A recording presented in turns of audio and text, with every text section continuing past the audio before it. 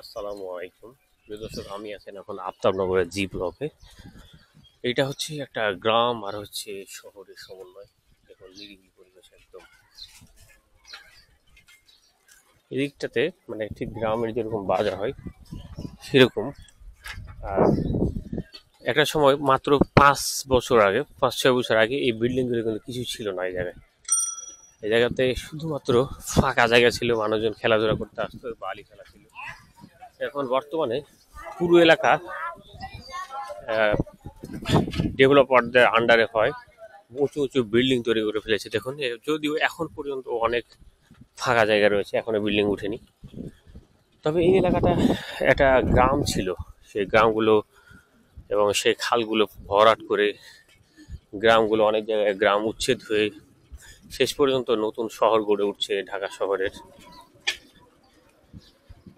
তো এটা সেই রাজধানী ঢাকার আফতাবনগর। বিশাল এলাকা জুড়ে, বিশাল মানে বিশাল। সেই রামপুরা বাড্ডা থেকে শুরু করে এইদিকে আরো পূর্ব দিকে, এই পাশটা হচ্ছে পূর্ব দিকে, এই দিকটা হচ্ছে পূর্ব দিকে, আমি আছি উত্তর দিকে। আমি আছি একদম পূর্ব দক্ষিণ কোণে আছি। তো আমি মেইন রোডের দিকে যাচ্ছি। এটা হচ্ছে ছোট রোড।